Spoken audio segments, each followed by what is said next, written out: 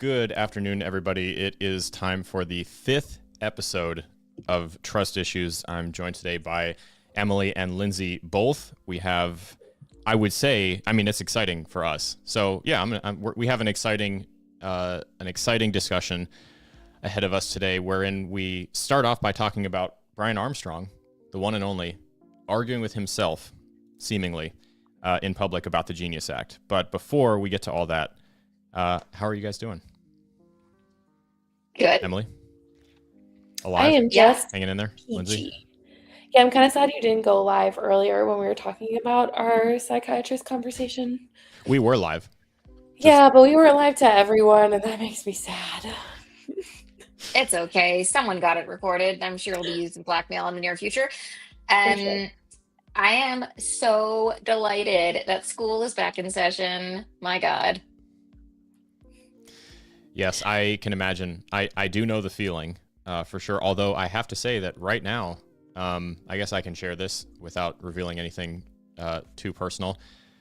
The child who's been living with us for 3.5 years has moved and is now with his adoptive family, which is extremely exciting. It was a very long road. To him. But yeah, pretty stoked about it. It's a weird time in my house right now. But I'm sure it's quiet, but dog filled.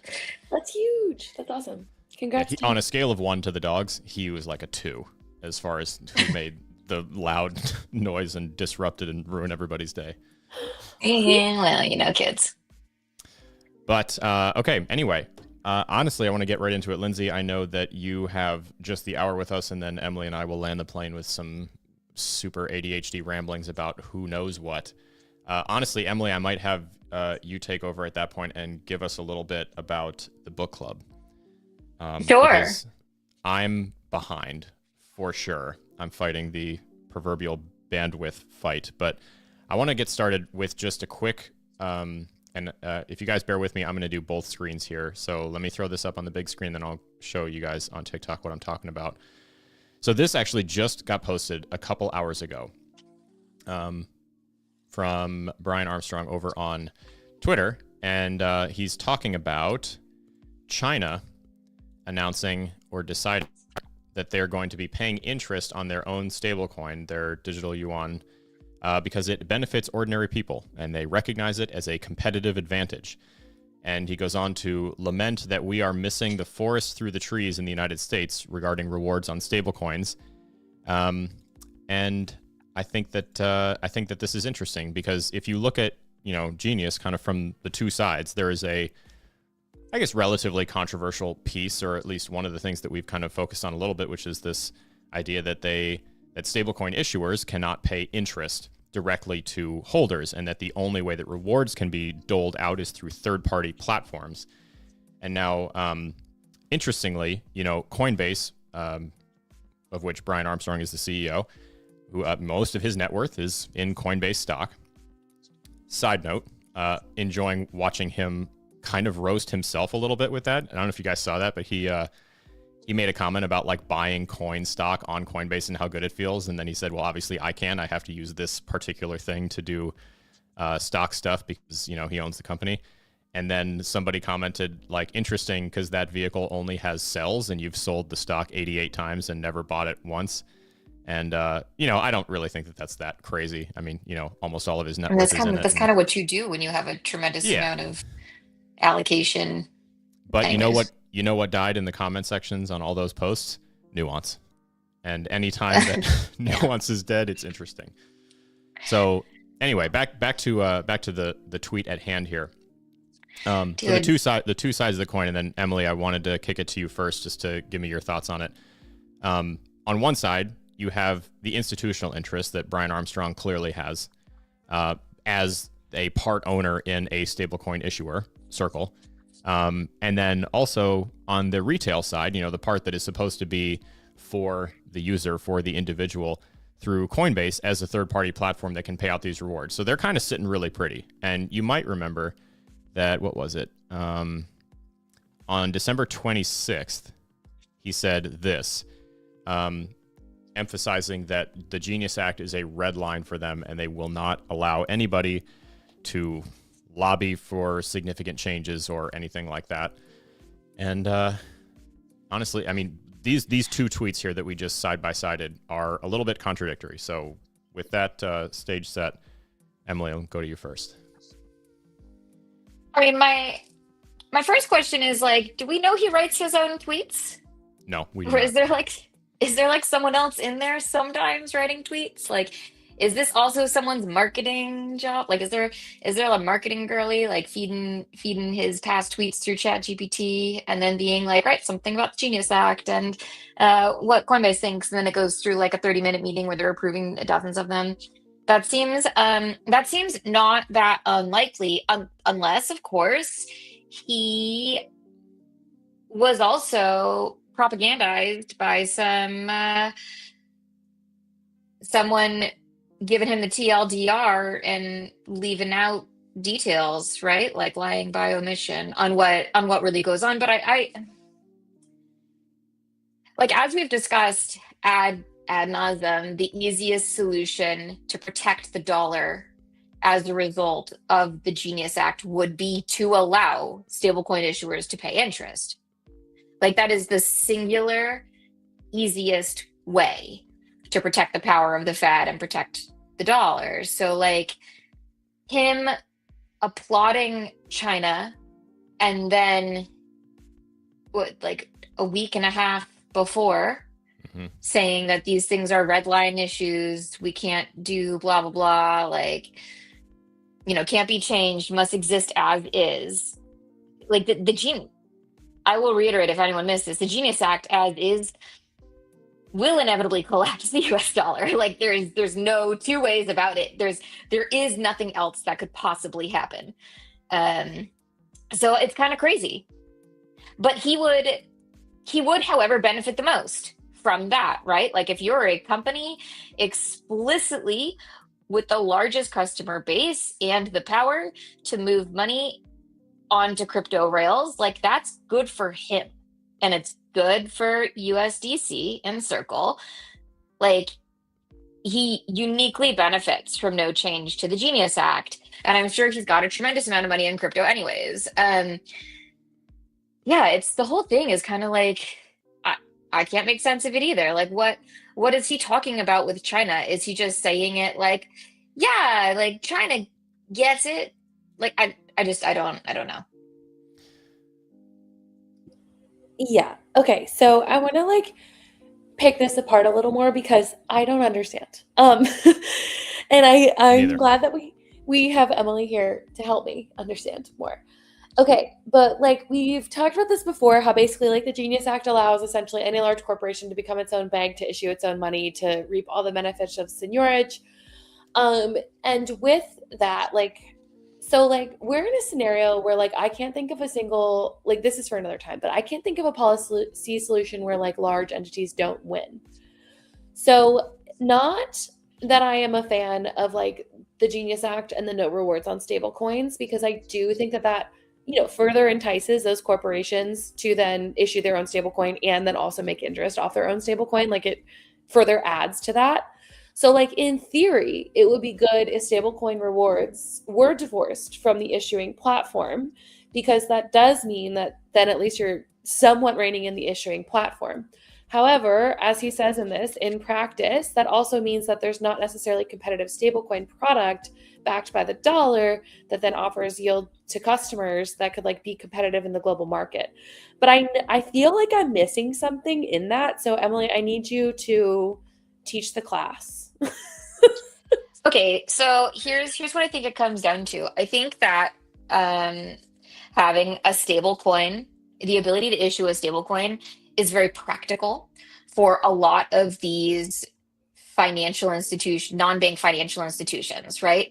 Like, having a stable coin is very practical for someone like Western Union or someone like PayPal, right? Someone doing a tremendous amount of transactions and not having to worry about bank settlement and the things that happens there, while also gaining access to the ability to earn interest in the same way that a bank can, right? So they kind of become their own neobank. However, I don't think that there's a tremendous benefit for somebody like Starbucks to issue a stablecoin.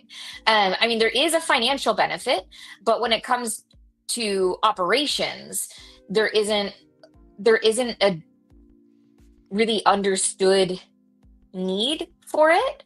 And I think that's where things get kind of tricky, because it incentivizes them to make gift cards harder to spend, right? We end up in these kind of issues. So sorry, I forget where I was going with that because I can't get my at all. I was curious because my fundamental confusion is that it seems like a good idea. Like it seems like I can't tell whether divorcing. My fundamental confusion is that I don't know if divorcing yield from issuers is a good idea or a bad idea, because I can both sides my way into oblivion. Correct. Okay, so what the rewards would do in this case is that they will incentivize banks to become more competitive with the interest that they pay. So right now, banks are using your regular deposits that are not risk advert, like they're non-risky deposits, right? Like my paycheck gets deposited into the bank. It's meant to be a cash equivalent, right? But what it is an asset that they can then rehypothecate. So they can take this cash and they can loan it out. And they use the interest that they make from the Fed and the overnight reserves to bolster their programs, where they're going through and they're relending your money and they're coming up with these strategies and they're paying the people at the C level, tens of millions of dollars every single year in bonuses. And people, even at the presidential level, are getting hundreds of thousands of dollars a year in bonuses, right? So like they're taking your money that they're making interest off of, and they're making additional interest off of it because they've rehypothecated it. So they've put some in the Fed and they've rehypothecated others, right? Where they've like paid for a house up front for you, and then you pay them an amortized payment for the rest of the life of the loan. So like, I think by allowing stablecoins to control their own rewards, they create a much more competitive environment where someone's going to look at this and they're going to look at a non-bank financial institution and they're going to say, well, this is better for me. Just the proletariat, right? Like, oh, here's a place that I feel I am treated more fairly, and we've removed middlemen, and you are not allowed to rehypothecate money through the Genius Act. So I think it can serve as a counterbalance to how the banking industry has become entirely diminished over time as it's been deregulated. And that's something that we do need, but they can't pay interest. So I think those financial institutions do need the ability to pay it in order to compete directly with the banks, but they can't do that right now. And that's why it will inevitably collapse the dollar. Well, that's where I initially landed, that's what I initially landed on. Like I always, from the beginning, I thought why not interest bearing? That doesn't make any sense. Yeah. But at the same time, with all that we've talked about with asset issuers, with seigniorage, with the fact that all of a sudden regular corporations like Amazon can become non-bank financial institutions, is there not some risk of perverse incentives for a company like Amazon to be well, we'll offer you 2% yield, but we're going to collect the other 8 or 10 or whatever? So they will, right? But 2% is still higher than 0.01% at a bank. Oh, but that's so sad. That's still I guess sad. This is what I'm saying is at the end of the day, no matter I can't think of a policy solution that actually gets that yield directly to the people without individual protocols, of course, will. But the thing is the masses are not going to hop on Blend anytime soon. But so there's also already a pretty significant loophole baked into Genius, because I've been looking and I don't believe that this this verbiage exists anywhere in it. Correct me if I'm wrong, but I don't think there's anything that prevents an issuer-owned subsidiary from offering the rewards on the issuer's stablecoin of choice, meaning that even if someone was feeling prevented by, or prohibited, or kneecapped by the inability to pay out rewards on their own stablecoin, they could just spin up basically a shell company to do it for them and own the entire thing. And I don't think there's anything legislatively that prevents them from doing that. So I don't even know if any of this matters. Well, that's what PayPal started with, right? They're like, we'll give you rewards. But my suspicion with that is just enshittification, because why are they giving away money that they could just keep? They'll use it to gain the business, and they'll lock you in, and they'll make it really hard to get out of there, or you'll be too reliant, or they'll be too ingrained into your life that like the difficulty of moving away is super challenging. And then they're knee deep in enshittification at that point, and whatever rewards you were getting, you had to only spend in their partnered businesses, right? Like they just start to like close the walls in on you. So sure, you could say that they already kind of have that. I don't think all of them have like I don't know what's the non-tokenized equivalent, some sort of like loyalty rewards per Delta Sky Miles kind of a thing, credit card points. And I've often heard that as like one of the pitch deck slides for this idea of like a company offering a stablecoin or some sort of token solution to like creating more versatility with their loyalty system. But that like also directly flies in the face of like the core financial incentive and motivation for a large company to do stuff to make money. So I don't know, because Lindsay, or whichever one of you just said it, sorry, I brain farted, the idea that they're going to, even if they upped the amount that they would be paying, it still could just be kind of like a Trojan horse to charge even more for something else and capture a bigger slice of like a new profit line that didn't exist before. Make money through seigniorage, offer some sort of a reward to placate the masses. It's better than what the masses got before, so that's kind of a win, honestly. But still, it's one that like, opens the door to them just making even more money. And it's really hard to imagine any world in which any of this stuff happens that doesn't just exclusively make somebody more money. I also used to be like so pro like interop and swapping and all that, and now I'm like, oh my god, I don't want to like swap my Amazon dollars for Starbucks for Kohl's Cash.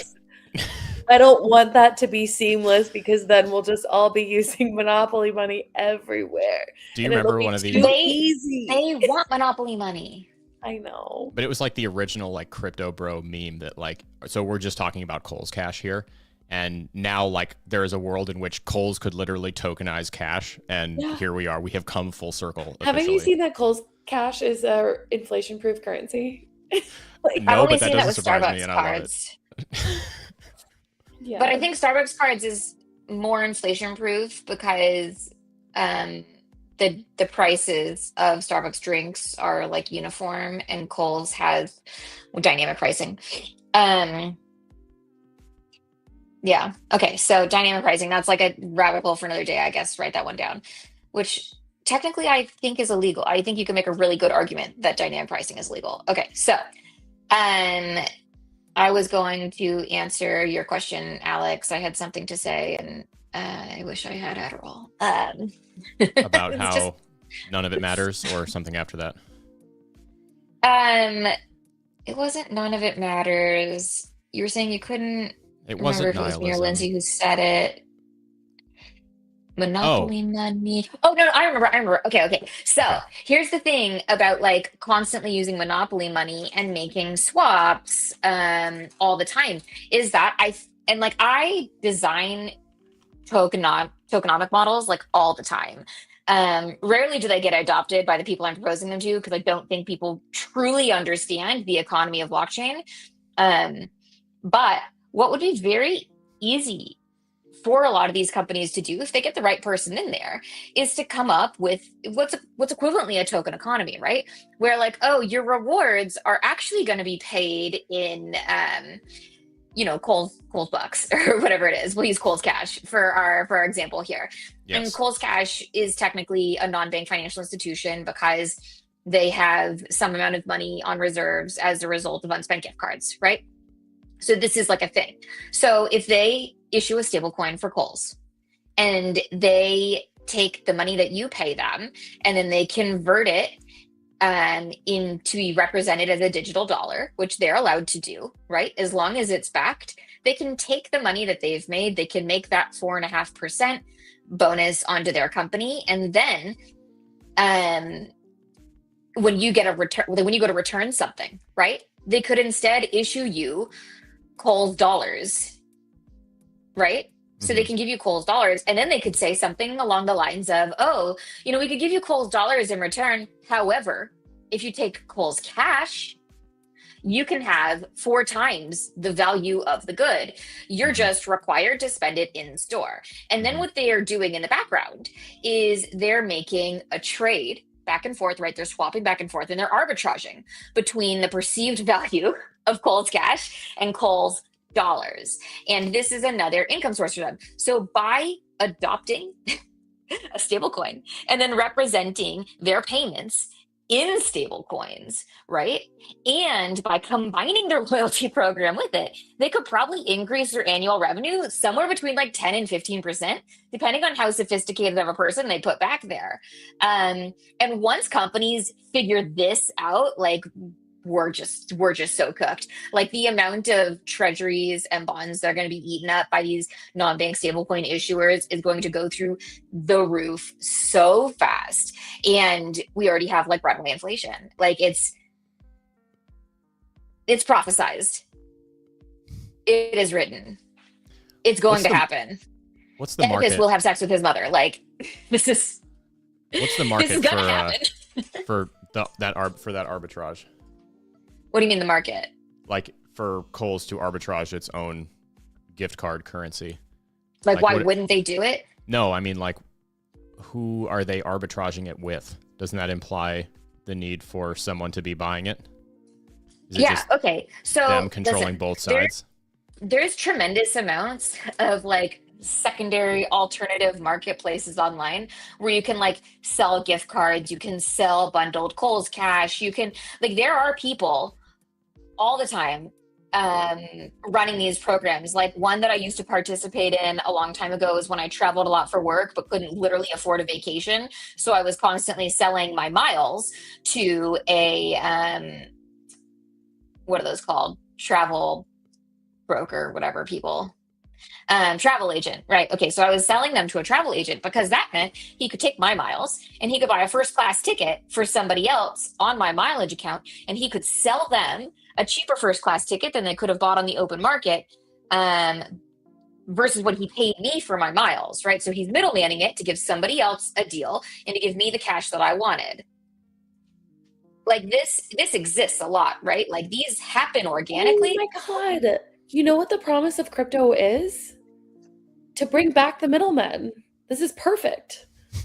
That's actually what I always wanted out of the future of finance, was to recreate the 3 to 5 middlemen in every transaction. Well, with all this fake monopoly money. That is the great lie of the whole thing, right? Is that it's not that we sell the idea of no middlemen so that we can cancel the current middlemen and become the middle people ourselves. I want to be on the forefront of middlemen. Bullish on middle people. Right, I middle people. They can be women. I want to be at the intersection of Kohl's Cash and non-bank financial institutions doing the arbitrage exchange where the middlemen line up to try to knock me off my tower. Okay, so like that's kind of how this scam would work. Today's discussion, by the way, Kohl's Cash being a pinnacle of this discussion is just to drive home how deeply unserious it all is. I mean, like the reason I like Kohl's Cash as an example, just like by the way, is because Kohl's Cash translates to dollars spent in their store, right? So like you can't equate them to literal dollars because they have a markup on it and they have like their crazy sales algorithms that they're running and like whatever that means. So it's like 5 consumer dollars, but it doesn't equate to $5 to them at all. However, if you collect enough of those Kohl's Cash dollars that need to be spent rapidly, right? Those dollars, they don't even have a half-life. They just go to zero. So like if you can consume those, but you know you're going to buy something with them and you can buy them at a discount, and then you can go and buy a good that they sell that has a higher price on, eBay or like Facebook Marketplace or like, whatever it is, or you can buy your inputs that you're going to recycle. Like there's a huge market for these things at a discount. Like it makes perfect sense. And these things exist organically everywhere. So, if you're wondering where they would benefit from the LP fees that would be provided, it'd be from stay-at-home moms trying to make a buck. So there was a comment about just believing that the proverbial they will not allow us to be the middle people. Genuinely, that's kind of the fight. If you look at like the central theme of a lot of the legislation that we're seeing right now, it get like serious traction. And by that, I mean the Genius, which got passed and is not going to be enforced until 2027. Of course, we got about a year left. And then you have, Clarity languishing, doing whatever it's doing, being butchered. The underpinning to both of those things is kneecapping DeFi. That's the place where you get to be the middle person. So yeah, that is the exact struggle that is currently happening. In DeFi, you all kind of opt into the idea of becoming the middle person by supplying your assets to the system. Your assets get used, you get paid. You're kind of the middle person. Even though there is a peer-to-peer transaction happening elsewhere, like it wouldn't work unless you all were helping the network exist, you get paid. That is directly in opposition to large companies making as much money as humanly possible. So that's why they are lobbying for the type of legislation we are seeing right now, either passing or sitting on the Hill. So yeah, you're definitely right about that. I guess we can, I don't know, Alex, will you take a note for us to revisit that on our first book club session? Because these things are directly related. Like I can't stop thinking about this since I've read our first book club book. The competing incentives between this, or which it's not. No, it's not about competing incentives. It's about the difference between money and capital, and what capital enables, and the access to capital enables, versus just straight cash. I love that. Yeah. Yeah. Because that's kind of the magic. She's reading the Bible. That's the magic too, right? Like the magic of this whole tech stack is that you can heavily velocitize. I might have just made that up. I don't know. Love your capital to be money. And you've never been able to do that before. And that is terrifying to people whose wealth stacks rely on you not having access to liquidity for things that are worth something, but we've never been able to quantify before. You can do that now with a token, and it really puts like, whatever is valuable, tokenize it and prove it. Yeah, and, well, now here you are. Go ahead. Lindsay, go. Okay. I do. It's a little bit strange for me because I do fully understand why that's terrifying to people that have had access to these capital markets. Of course, like granting more access would seem to, I don't know, shrink current access or like create maybe an unstable pool or something like that. But when you actually think about the fact that 84% of the world lives in a underdeveloped or non-developing economy, that actually just means that there is so much more potential for capital and for growth that is insane. Well, that would actually probably disproportionately benefit the people at the top, no matter what, because the more money that's out there, the more money they get. But see, that's the shitty part, because you could totally stack the deck so that they do benefit while still allowing someone else to participate. Like right now, they're benefiting at the complete exclusion of anyone else from participating, but it doesn't have to be that way. Like we could all be selfish, and that's kind of the thing. Right. It's a little bit foolish to me because it's like you are actually cutting off your nose to spite your face. Like you are leaving tons of money on the table because you can't fathom that further capital markets could be built that you could then take advantage of. And like I will say, Emily, I'm so happy that you're reading that book that I will hear and I love it. It's great. Yeah. I've been calling it the Bible King Lindsay edition, as in King James edition. Yeah, I know. It's my Bible. And that is like actually that book, which is The Mystery of Capital by Hernando de Soto, which everyone should read. It's in book club. That is actually the thing that made me believe once again in capitalism and in the power of it. Because once you think about that capital not as straight cash but a leverageable asset, and you think about what can be built on top of leverageable assets, it becomes so much more enticing to open up capital markets everywhere. It becomes so much fun. Yeah, and I think I'm not sure if this was before we went live or not, but we were talking about how there's kind of there's a uniting force of the audience of the show, completely absent from political opinions, age, demographics, whatever that is. And it's that people that watch this show are very anti-greed. And I think, what happened to American capitalism is the corporate socialism really harmed the everyday person, right? Like the true proletariat. That's such a good phrase. And Yeah, so corporate socialism is actually the enemy here, right? Corporations get tax breaks for dollar for providing healthcare for their employees. Therefore, they get free healthcare. But the standard American does not. You must be employed by one of these corporations large enough to do it. Like, that's corporate socialism, and it goes deeper every day. They can, unlimited amounts of money for lobbyists, like just crazy things going on. So, anyways, that's the true enemy. But what happens as a result of capitalism, and what this book discusses, and what is so deeply aligned with what's possible in blockchain is, and I swear this is not the Real Book Club episode, we're going to come back to it. I'm only mentioning this because we're talking about the question was, who's going to be the middleman between Cole's cash and Cole's dollars?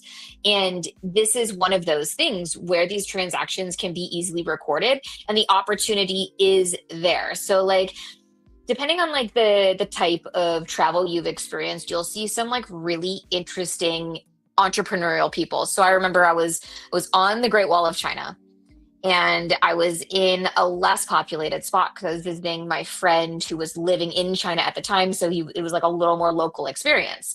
And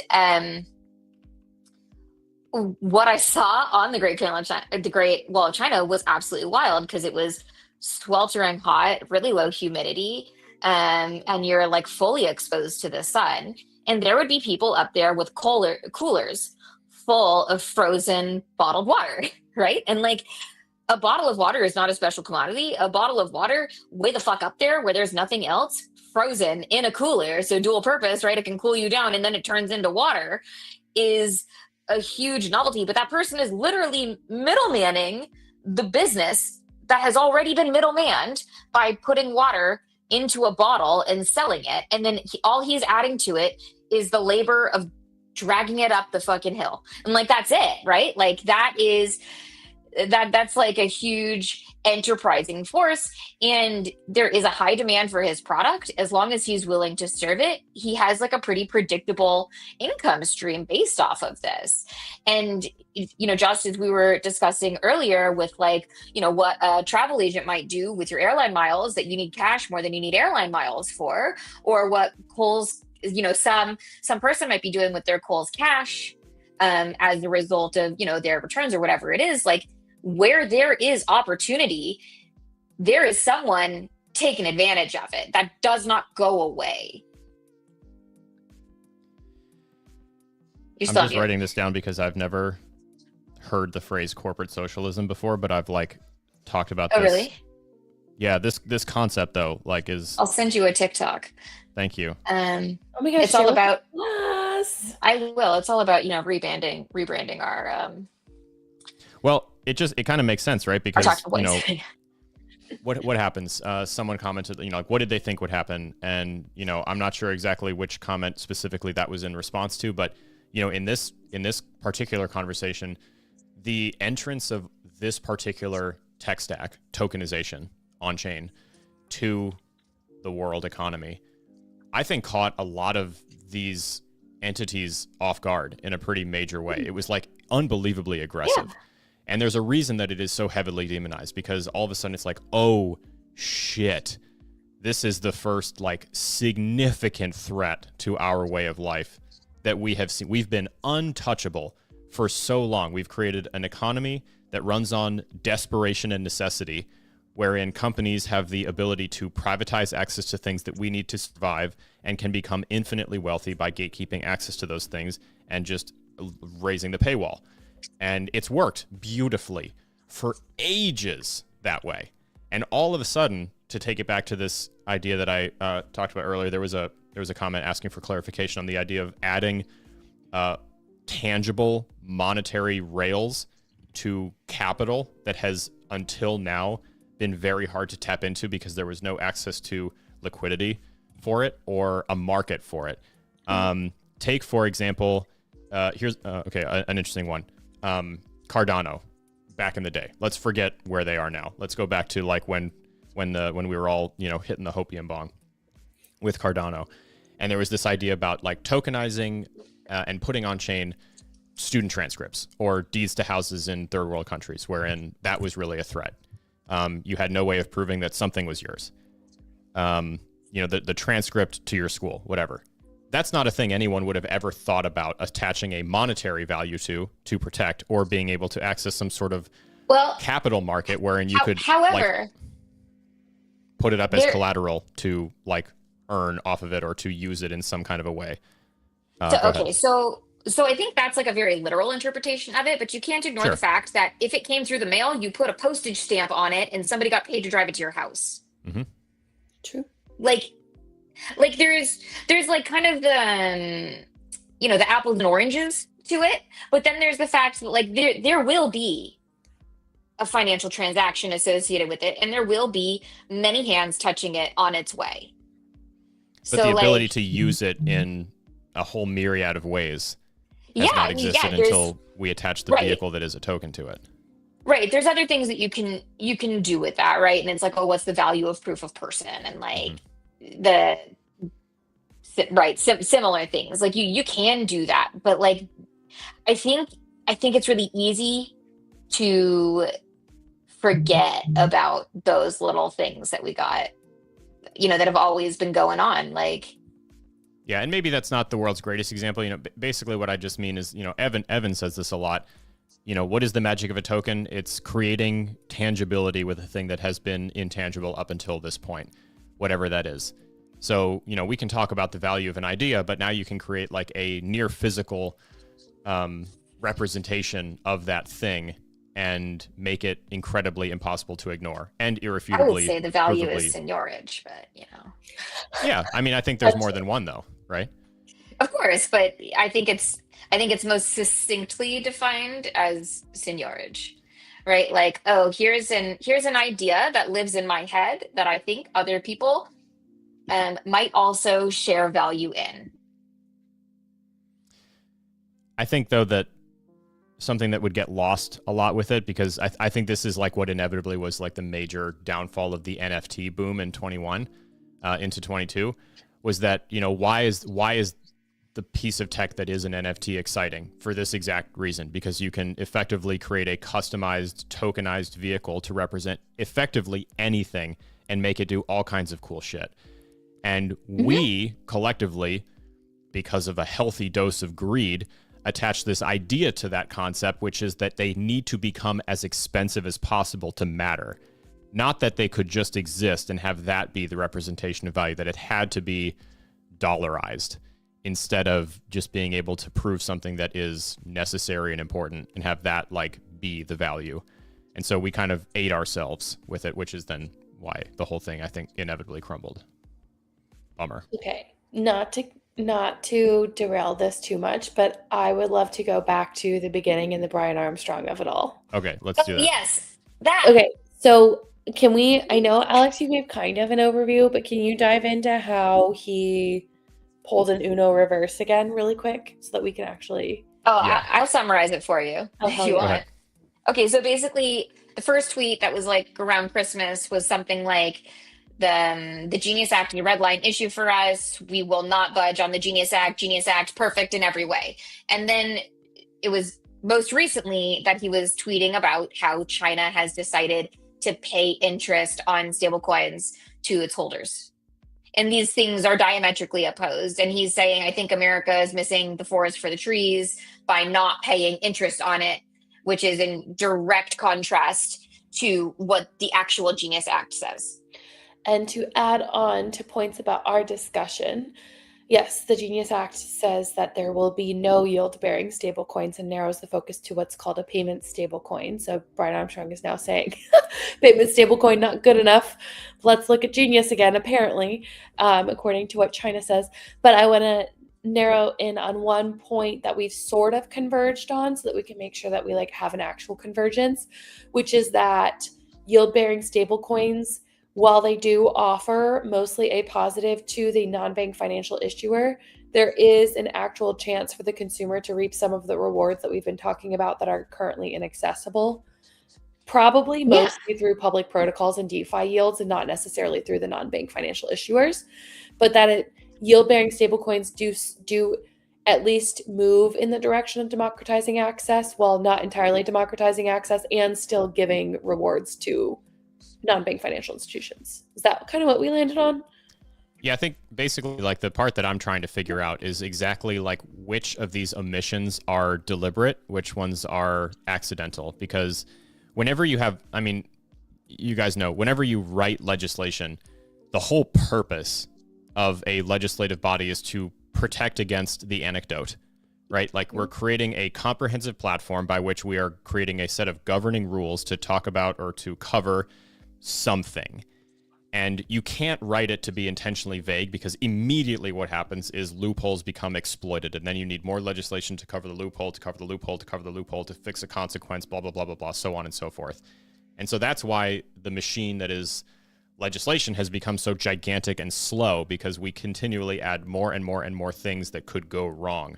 But sometimes it's like glaringly obvious. And that's why I find this also interesting. So here in one line, you have, we won't let, this is a quote from Brian Armstrong, we won't let anyone reopen Genius, red line issue for us, and we'll keep advocating for our customers and the crypto industry.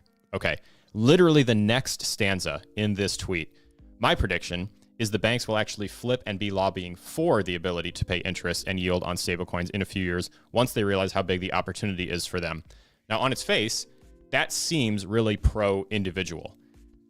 However, it's really interesting because Genius, which he just said cannot be reopened, red line issue, prevents the issuer from paying interest and yield on the stablecoin and requires that it be done through a third-party platform. So he actually contradicts himself in this tweet. And perhaps I just don't understand it, but this is the part that confuses me. He, in theory, would understand this deeply. This is his industry. This is where all of his wealth and power has come from. And yet, this seems to be a massive oversight, which then begs the question, what the fuck? Like, I'm just perplexed, to say the least. You know, Right? I mean, well, one, I'm silently mourning the fact that I can't get my Adderall prescription refilled, because there's no way I can read 3 paragraphs without like forgetting that I was supposed to, deep clean my vacuum or something. But well, here, I'm going to switch the screen on you to make it even worse. Because, yay. Again, Yay. this second tweet that we held up today, which is, lauding China for paying interest on their own stablecoin, is in line with the second stanza of the first tweet, but in opposition, again, to the first one, which prohibits this from happening in the United States. And that is why I'm confused, because if this is truly how he feels, you would think he would be in favor of amending Genius.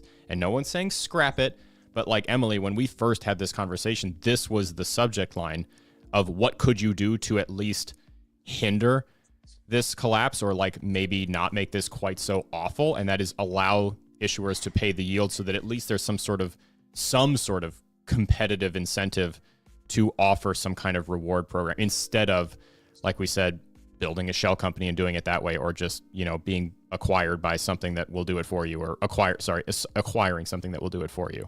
So I don't know. The whole thing just makes literally no sense. Like reading this stuff and thinking about it critically, it makes absolutely no sense to me. Well, what it demonstrates is lack of understanding of what it is. Right, and that's the other option. To me, it seems like he maybe read the headlines and didn't read the whole thing, and that is a deep symptom of our generation. And I don't know if it will ever go away, but that's where we're at. So, whatever. Not that I want to like give Brian Armstrong a ton of credit here. I don't. But I will also say, like, there is a deep fear around, like, China does everything better. So I think that like, there's, like, an automatic assumption of, like, this is better. That, like, may or may not be fair. Can we just, like, talk about China for a second? Like, I think something that people... Please. I think we've already talked about China on, entrepreneurial spirit. But, like, I think something that many people in the West do not understand about China, and specifically... came to light a lot during all of the tariffs that have been put in place, is that China has a literal central bank, and that's like one of America's greatest fears. So all China has to do, if tariffs will start being charged against their imports to protect their own buying power, all the central bank has to do is basically like increase the value of their currency, right? Like they can print money whenever they want, and they can declare this debt. They can just go. It's like the equivalent of someone making like shell corporations. It's basically like Enron was doing. Like they can just go and cook the books in whatever way will suit them, especially when it comes to international relations. And like they're fine. Their people are fine. They manufacture everything they need. They import very little externally because China is gigantic and it's full of people, and they have tons and tons and tons of agriculture, and they have tons of manufacturing facilities. They have tons of natural resources. Like they don't need us, and they can protect themselves from what we do. Even the tourism of China is 95% Chinese nationals. Like they just don't give two shits. I mean, they're happy to sell us stuff because like they're not a communist country. Like you go to China, like they have their equivalent of Times Square. Like it's ridiculous to call it communist, but like they're not. They're far from it. They just have like a very strong central bank and like pretty strong laws in place, like, and you know, a better social safety net than us, but whatever. And I'm by no means saying like let's move to China. Don't do that. However, like they are not harmed by things that we have done to harm ourselves, and like they're specifically as a result of like a complete lack of understanding of what goes on in their central bank. Like if the goal was to hurt them, they're just kind of like, oh, that didn't hurt, that kind of tickled, do it again, right? Like it's just like such a sheltered understanding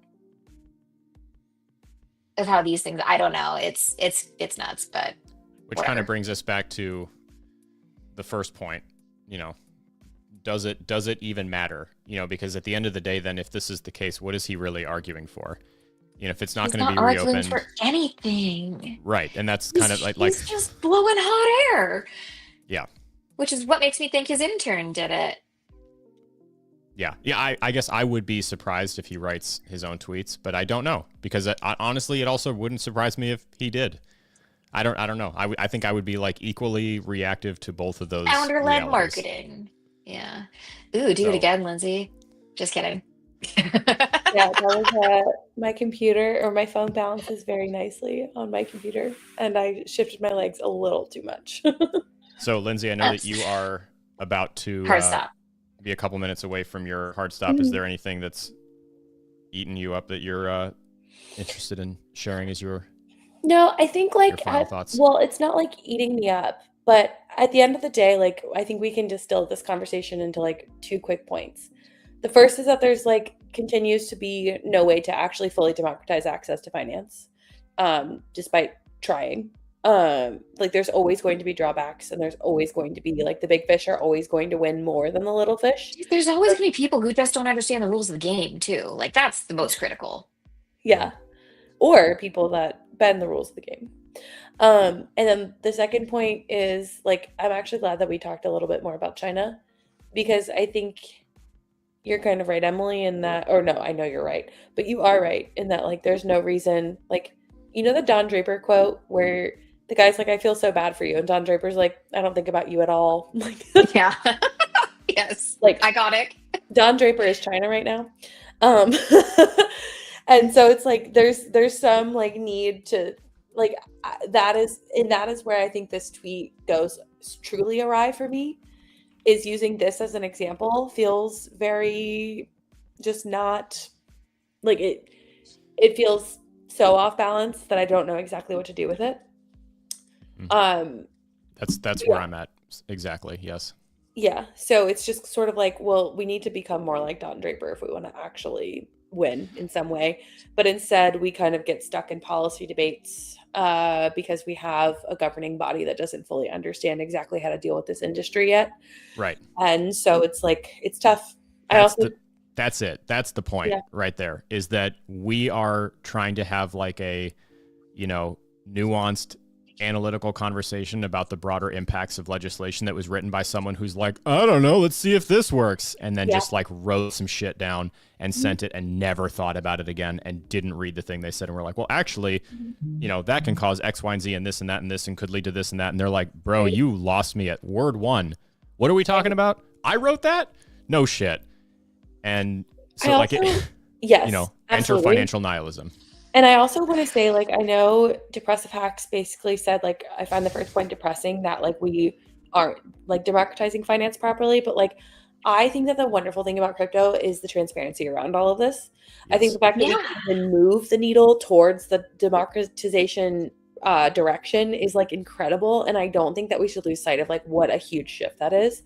So, like, I think, like, my thing is I go pretty rabid with the hope, as in like, no, it's going to be free and fair financial access for all. And I think it's important to like have that rabid hope while also understanding pragmatically that like it's not going to reach that full level, but we can't stop pushing for that full level because along the way we'll come to some sort of balance that shifts more towards being better for the people. And that's what we can do. So the thing that gives me hope is that with every change that we face, there's an additional opportunity for there becomes a fresh opportunity for border arbitrage, where the laws are more in your favor over here than they are over there. And it's something that you have to study in order to understand, and you have to truly understand it inside and out in order to profit from it. But like, I think that's where the opportunity lies, and I'm pretty certain in my theory that this is how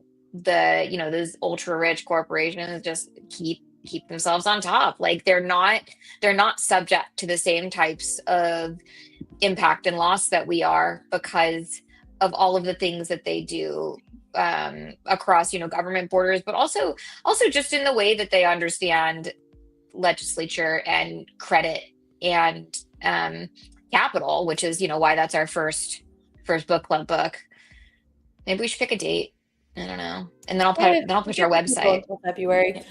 On that note, I have to roll, y'all. But yeah, see you in 2 weeks, or maybe see you next week, depending on my schedule. It's fun as always. Yay. Always. Bye. See ya. I think you could have stopped that last sentence you said early just to say that becoming aware is the battle. If you want to take the example of a corporation being aware of the advantages of border arbitrage, another fantastic phrase. What does this whole thing rely on? What's the point of the show? What's the point of frankly, every show that we do? But this one in particular, it's not to, stoke the flames that is nihilism. Even though it kind of sounds like it sometimes, it's really just to say the only reason any of this shit works is because of a lack of access to information or because of information overload. And there's two ways that an oppressor, and bear with me, an oppressor can capitalize on that whole thing. One is by cutting off the access to information that's going to help you get out from underneath them. And if you become worried that you can't do that, then your alternative is to flood the space with so much crappy information that it becomes almost impossible to figure out what the good stuff is. And I just had this conversation with my neighbor who is really curious about just exactly what's happening with this whole Venezuela and Maduro thing. And we're not going to belabor the point, but his only that's a complaint, fun one. Well, and I just say that as an example to say that his whole point was I'm curious about it. I live here. I'm affected by the stuff that happens. I'd like to know, but I genuinely don't know enough about, critiquing information to know what's real and what's not, and I have, my internalized biases and whatever. I was like, honestly, just saying that puts you ahead of most people. But yeah, if you the have, same is true the first step to recovery is admitting you've got a problem, right? And just like this, the first step to getting out from underneath the thumb of your oppressor, in this case, your financial oppressor, is to start to learn about the alternatives and the options. Yeah, well, it's to realize that you're being oppressed and there's alternatives out there. I think people see it too, and I think they feel it, where it's like these people are very rich and they're doing it with my money, like not my money alone, but they're doing it with my money and other people's money. So what are they doing to my money to make themselves very rich? And that's a hack, because what that is capital. They know how to use capital, and we know how to use money. And capital and money are not the same thing by any means. And they turn our money into capital through rehypothecation. Rehypothecation is not legal in the Genius Act. And we didn't get to talk about this time, but I did want to talk about Marjorie Taylor Greene's tweets, because I think that's funny. But next time. But yeah, like I think these are really important things for people to understand. And your basic, half a semester economics education that you get in high school is not covering these things. It's not, there is personal financial skills, right? And they don't even teach those really unless you have some sort of special funding, right? Like what is APR? What's a general interest rate? What's an ARM mortgage versus a general mortgage? Like what is a liquidity access line? What's a HELOC? How do you write a check? How do you balance your checkbook, right? Like these things don't get taught. And I couldn't tell you who said it first, but your oppressors will never, ever, ever give you the tools you need to break out of their hold. But yeah. You know what the hack to that whole thing is? I've found reading. Yes. They will never give you the tools that you need to, break free from your oppression, but they will demonize the solution. So if you can figure out what pisses them off the most, that's probably the direction to look. And it's because of that I'm so unbelievably bullish on the inevitability of DeFi, even if it's a bloody battle. Because God, they hate it. They hate it so much. It's really crazy. I don't know. Okay, you have to go. We'll talk more next week, though. We have a few minutes. Okay, good. Budgeted 90 minutes for this, so I just wanted to make sure. Oh, yay! I get to keep rambling. Cool. Okay. Yeah, take it away. Should we talk about Marjorie Taylor Greene? Because I thought we were gonna. Yeah. If we're talking about celebrities tweeting. Yeah. Can you talk about the most recent tweet? I think we talked about it in the group text. Or did you text me, or did you? If we could pull it up, that would be great. Because let me see if I can grab it. I think it's in the Telegram here. Things I love. Context. Oh, okay. I already read that. I got it. Yay. Okay. I'll put it on the screen for everybody. And then TikTok, give me 2 seconds because holy shit, did you see this? Wyoming issued a stable coin for the state of Wyoming. Yeah. That's not new. Unless they change something. Mm-mm. I don't know. Maybe it's just the news feed I'm getting. When did they issue? No one gives a shit what happens in Wyoming until it's elections. Wyoming has been on the cutting edge of pretty much everything DAO and decentralization related for years. Yeah, I've got a few companies domiciled in Wyoming. There is quite literally a legal framework and structure by which you can legally build and protect a DAO in the state of Wyoming. Depressive Hacks is filling in as our researcher. He says they moved it to Sol. It used to be on AVAX. Ah, okay. Or sorry, it's also on Sol in addition to AVAX. All right, here you go. Yeah. Okay. Give me Marjorie Taylor Greene's tweet. Yay. Okay.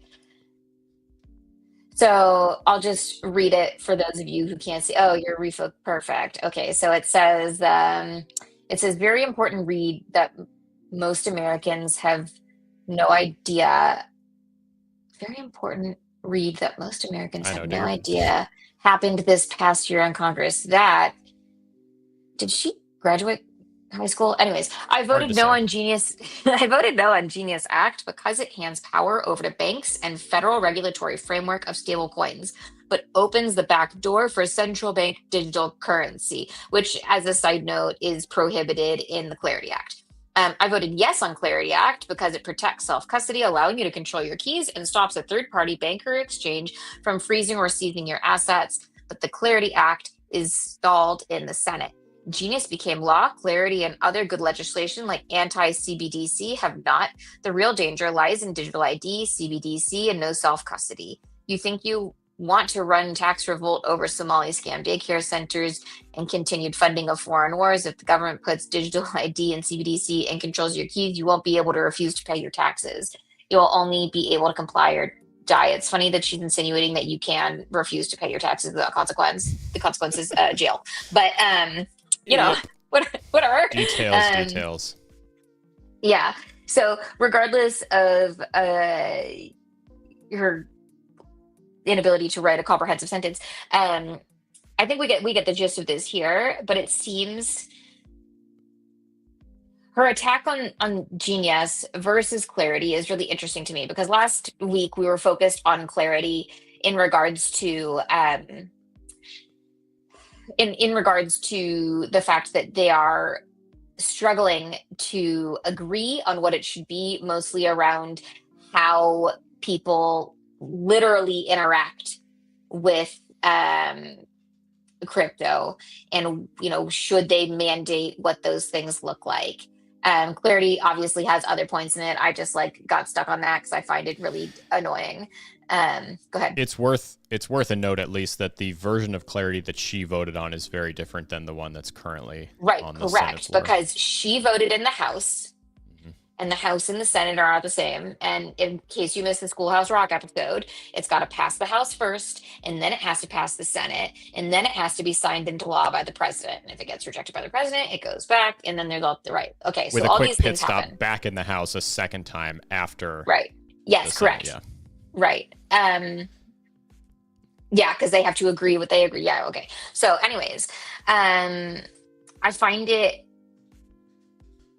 I find the whole thing absolutely fascinating, because yes, I forgot to ask my partner, who told me exactly why he thought she broke ranks. Well, I think there's a political motivation to break ranks, because she had a desire to run for Senate, and that got poo-pooed real hard, so now she's big mad. And that's most of it. But it's really interesting that it came out in this way, because I think that this is fucking spot on. And it bothers me that I agree with it so much. She's, like I said, I will target my Jewish space lasers elsewhere. Yeah, for but yeah. Why not? Put it in a vacuum, as best you can. But it's interesting, just because this is unbelievably relevant as it stands right now, because of course, anti-CBDC is a really big talking point. I think, and I've been saying this for years, I will continue to say it, the anti-CBDC debate is completely meaningless and a smokescreen. We already have one, and it's already bad. And it really, I don't know, I have yet to be convinced. I'm open to it if someone can do it. I have yet to be convinced that it would be that much worse if it got tokenized, because what are the things that we're worried about? We're worried about surveillance. We're worried about money censorship. We're worried about, control over what you can spend, when you can spend it, how much of it you can spend, and what you have to do with it, and where you have to keep it, and blah, blah, blah, blah, all these things. Guess what?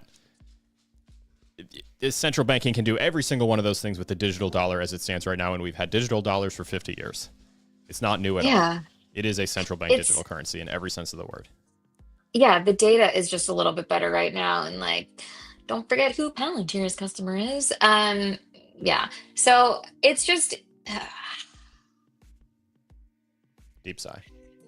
Yeah, it's the thing is, and this is how I've always felt about crypto, is that crypto is the tool to break us out of this.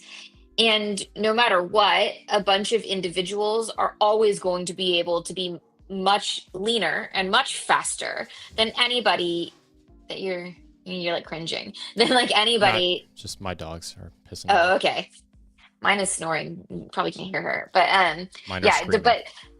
but we'll always be able to move faster than any legislation ever could, right? If you just think about when's the first time crypto products really started gaining traction and adoption, I think one of the earliest ones I can come up with is Bitcoin IRA, and I think Bitcoin IRA has been around since 2013. Maybe, I'm guessing on that. I'd have to verify it, right? But Bitcoin came out in 2009, so it took quite a few years to turn it into a real financial product. Before it was just kind of like experimental. It was like, you know, cyberpunk stuff, and like it's just grown rapidly since. And you know, if they really start messing with our blockchains, like we can go to Monero, we can make a new blockchain. That was one of the first TikTok videos I ever posted almost 5 years ago. It was about how one of the things that I find so interesting about this is that you can build a system, and if it gets corrupted, you can launch another one in 5 minutes. Yeah. And start again. Yes. It's very easy to launch a whole blockchain. And like the thing is like it's a matter of establishing value, and you have to do it in a way that you're not acting fearfully, right? Like if you're acting fearfully, you're going to be hyper vigilant, and you're going to be very focused on all the things that could go wrong, and you're not going to be able to see all the things that could go right, is kind of what it comes down to. And like that hyper vigilance, I think, is really damning and like anti-American is what it, you know, in the end, right? Like you're supposed to be bold, you're supposed to try new things, you're supposed to experiment, you're supposed to be an entrepreneur, you're supposed to go onto the frontier and adventure and discover and see what you can find and innovate. And all of these things are, you know, what we've protected all this time. And yeah, Control C, Control V, deploy, done. And the thing is that you know, you can buy it through an allocation. You can you know, you can provide liquidity in some way for whatever it is in order to stabilize the value of it. And it's, as long as it's a currency that you accept, like there is nothing stopping you from showing up to the farmer's market and selling your goods only for like bottles and cans. You can say, this is the currency I accept, and then I'm going to go exchange it. That's fine, right? Like you're able to do that. You're able to choose the currency that you want to deal with, except for the part where it's like this currency is used for all debts, public and private. But like, you know, you can accept other forms of payment. There's no reason you can't. You can prefer forms of payment. The price can be different depending on your form of payment. That's like a real thing that happens. That happens every single day. You go to the gas station and the price posted is the cash price. If you pay with a credit card, you're paying an extra 10 cents a gallon. Like all of these things are just like built into our economy, and we like forget that they exist, and we forget that these are significant tools used by major corporations in order to save themselves a buck. And like you can do it too. You know what's funny is that is the exact like informing point behind my entire thesis that one of the biggest disservices that social media largely has done in the financial space, in the personal finance space specifically, is this like kind of subliminal bullying of people for not having enough money, and that the end result of that bullying is that you believe that you don't belong in the world of finance because, you know, you don't have enough to participate at scale with this kind of thing. Wall Street. Yeah, that's stupid. Yeah, you know, like, so you know, take the potential for something to increase in value by 15% and bully someone for not being able to invest $100,000 into that thing to make 15 grand off of that 15% spike. You know, you see that kind of stuff all the time, and it's subtle and it's subliminal, and it takes many forms. But the funny thing is that the biggest contributing there was you ever seen that TikTok channel? I think he's on Instagram. The School of Hard Knocks. He's the kid that goes around and interviews like really wealthy people about whatever they did to become wealthy. Sure. Anyway, there's this one where he talks to the guy who invented the mechanism by which you swipe a credit card, and he makes like a fraction of a fraction of a fraction of a penny off of every time that a credit card gets swiped, and he is a multi-billionaire as a result of it. And that's the one that always sticks in my head, because I'm like, what did that guy do? He capitalized on a itty bitty little tiny percentage gain a trillion times. And I don't know, it bothers me to no end that that we're like oftentimes victim of that exact philosophy, that like you don't have enough to participate, so you might as well just sit there and continue to be used and extracted from it. And like, no spoilers, but The Mystery of Capital again addresses this in depth, where they talk about like what is the entrepreneurial spirit in these places, how much money have they actually made, especially compared to like the foreign aid that they receive. And it's really interesting to see that like this money could be put into facilities that grow, but it's prohibited from it as the result of, you know, lack of tooling, right? Or like lack of proof of ownership. And what, you know, what does that look like? So instead they're stuck in, you know, like the pre-industrialized world, or, you know, even before that, more like the frontier, where this is my gold plot because I'm here, and if you come here, I'm going to shoot you dead. Like that's kind of what it comes down to. And like all the neighbors around it are like, no, it's his. We've seen him there for a long time. And if somebody shows up and they say, well, I owned it before you, here's my deed, everyone else around them is like, how do we know you didn't just make that deed? We've never seen you here. We keep seeing this guy. And that's like one of these core problems, right? Where it's like, well, that guy could have been collecting rent on his plot or things like that. And this is what a lot of other places lack. And it's also what even like the poor in America lack, because they don't have assets with value beyond their labor, is what it comes down to. Or, you know, their body parts, considering the number of people that like sell plasma on a regular basis. But like, it's interesting. I wanted to draw two more comments that I think are interesting and good, because they kind of play into this idea of like things that we've been things that have been used to poison the well against us. So the first one on TikTok here is let me scroll. Okay. Well, this was in response to, you know, different things can be different currencies for different people and different values. So the question is, well, someone else has to recognize my form of currency too, That's don't right. they? And Emily, I'll let you answer it too, but the thing that I always think of is this is quite literally another one of those pieces that gets demonized very heavily, because think about an instance wherein a group of people, probably small, agrees on like some sort of set of core integral values and then splinters off from like society at large to live in a small world of their own making, wherein those values are the way that their little mini society runs. What do we call that? We call that a cult, and we make fun of them relentlessly, and we pretend that they're all just like, or a commune. But at its core, what is that? First of all, it's how every society that exists today started at some point. And it should be really interesting to you that like that gets made fun of so relentlessly, when at its core, what is it? Like, hey, we all agree. Why can't we just go over here and not bother anybody and do the thing that we all agree is good? You should. Yeah. And that's kind of the magic, again, of this whole thing and these different ecosystems and this whole DeFi thing, right? Is like the allowance for you to behave in that way if that's what you want. It's informed choice.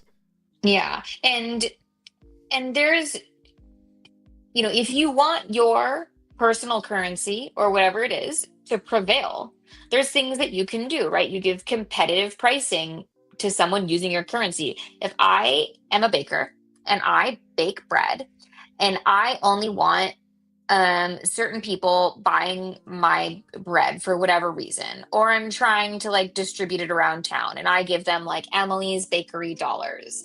And I say, if you come in with my Emily's Bakery dollars, you can buy a loaf of bread for one Emily Bakery dollars, right? And it's the exact same thing as a loyalty card, right? But I'm starting with the free giveaway. And if someone else comes in and I'm working on, you know, this path that I'm trying to build, and someone else says, well, you know, what I really want to do is buy a loaf of bread for US dollars. And that wasn't in my plan. I didn't make enough bread for that. I will compromise my own progress and my own marketing goals by selling you a loaf of bread. So I'm going to price that loaf of bread at a much higher rate than what I am ultimately giving it away for, right? So I'm going to go and I'm going to say, okay, you can buy this loaf of bread for $25, which is like an egregious price, right? That's not what a loaf of bread costs. So that person is going to say, I don't want to do that. Why would I, I'm going to leave you bad reviews on Yelp. And now, now I know for sure that I will not be giving them Emily's Bakery dollars because that's not the vibe that I want in my bakery. But if I'm trying to cultivate the vibe for a specific thing, then I can go to specific people and I say, this is the currency that we're using. And then as people decide that that currency is something that they would like to be affiliated with. And this is literally the same thing as like being a lifestyle influencer. It is the same where somebody says, I want the status of someone who gets their bread at Emily's Bakery. They will either pay me lots of money or they will buy Emily's Bakery dollars from other people. And now my currency has value. Like, this is not made up. This is not real. This is very real. This is literally how it happens. This is how you can design a loyal audience. Like, all of these things already exist. I didn't invent this concept. People just like forget that it exists. Yeah, and like I said, it's just very interesting what we choose then collectively to allow to be demonized, because it makes a lot of sense.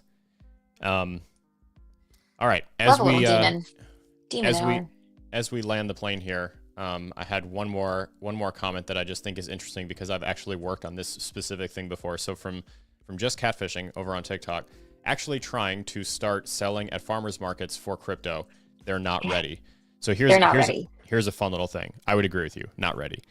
But I think a lot of that comes down to how we have the conversation, because I think back, so I onboarded this like little coffee shop near my old house to accept USDC as payment. Didn't really require anything specific. There was a protocol on Base that they could use to sign up for.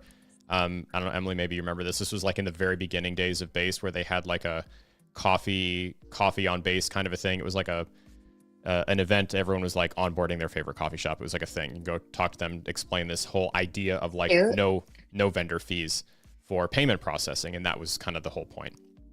Yeah. And that's really it. Like, okay, so farmers market is a perfect example. You take a farmers market. It's a collective of people who have something that they find valuable, and they go to this place where people who agree that this kind of thing is valuable all accumulate, and they trade and transact with each other, other things of value. It's a cash heavy enterprise often, but fewer and fewer people carry cash. And so, okay, now vendors at farmers markets and art fairs and whatever start accepting credit card payments. Okay, well, I have to pay a relatively significant vendor fee to process credit card payments. So my rates have to go up now. And now I'm competing with all sorts of things. I'm competing with currency debasement and inflation and rising costs and increasingly greedy middle people getting in between me and you in the transaction. And all of a sudden, you start to realize the magic of like peer-to-peer transacting again, because we are getting away from that.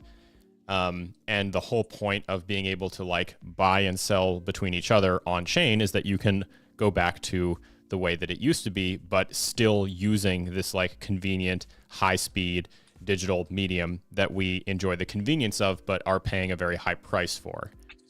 And so the way that I've always had that conversation with people is like, how convenient is it that instead of having to hope that everyone's carrying cash, they can pay with their phone, with tap to pay, right? But like, what do you pay percentage-wise to use any of those different platforms that you accept money on?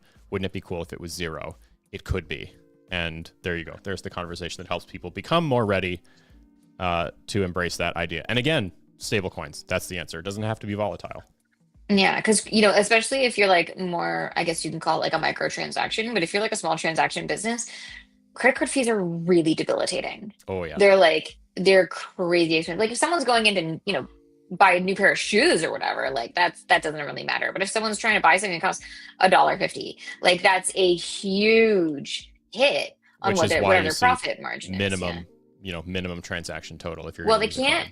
I think they eliminated minimum transactions. That was always like illegal, but I think they allow people to charge a credit card fee now, where they just like slap on $2 and they're like, that's gonna cover our costs. Yeah, not every place got the memo. I still see that sign all over the place. If using a card, minimum purchase $3.50 is usually what it is, around $3.50. Yeah, it's around $5 where I live. Yeah. Emily, can you give us just a quick trailer for the book that we are starting with in case nobody got the memo? What's it called? Sure, and we'll share it in circle, and we're going to put up a little website specific to trust issues where we'll like start tracking our episodes so you can keep up with this, and also where we'll post our, commentary on the books and future book club episodes. Yeah. community.riseupmorningshowhq as an acronym.com. Yeah, the book, we're going to start a book club where once a month we're going to focus on, maybe every 6 weeks, I don't know, we'll figure out the interval, but like once every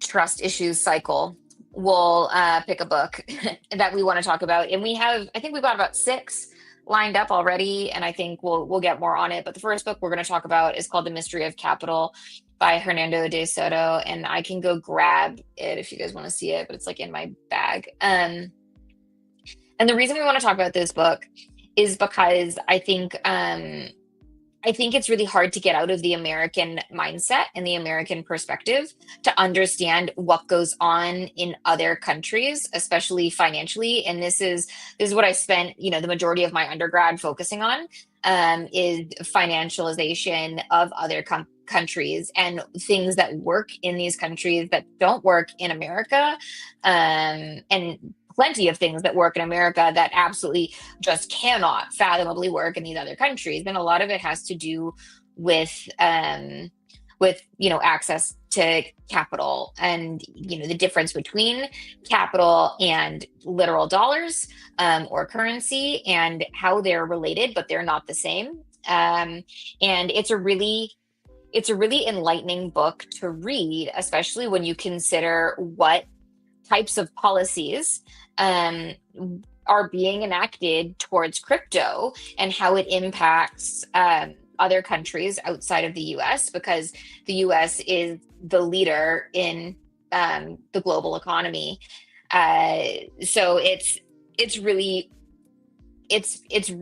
good way to start to understand, I guess, kind of the perspective that we, as the panel of the show, have when it comes to talking about these issues. And also it's kind of like a little fortune teller. If you start to understand how these things work in other places, you can take those examples and adjust for the terms of wherever you are, and you can kind of predict what's going to happen. So it's an interesting one. Pick it up if you get the chance. Otherwise, we'll post an Amazon affiliate link because we don't get paid for the book itself, on like our little website that we'll make, and we'll start aggregating our content on there so it's easy to discover. So yay, that's our book. That's our first book club book, and we'll announce a date soon. But get it, read it, enjoy it, buy one for your friends, talk about it. It'll be fascinating. Sweet, appreciate it. Yeah, we'll be back next week. I'm not sure exactly what. Did you have like a plan for how you wanted to start the discussion on it? Do you want to have like a specific date that we want to like have that one by, and then announce the next one? Yeah, I think someone's asking what the book is called again. It's called The Mystery of Capital by Hernando de Soto. But we'll share a website in the community.riseupmorningshowhq as an acronym, RUMSHQ. But yeah, we'll put a note in there, and we're going to make a website for ourselves if I can get a domain and like a redirect domain that makes sense, so you guys can just like go there and follow along on our website, and maybe we can integrate commentary from the community thingy. And yeah, cool. Okay. Great. So we'll formally announce it, but you guys can get a head start reading it. All right.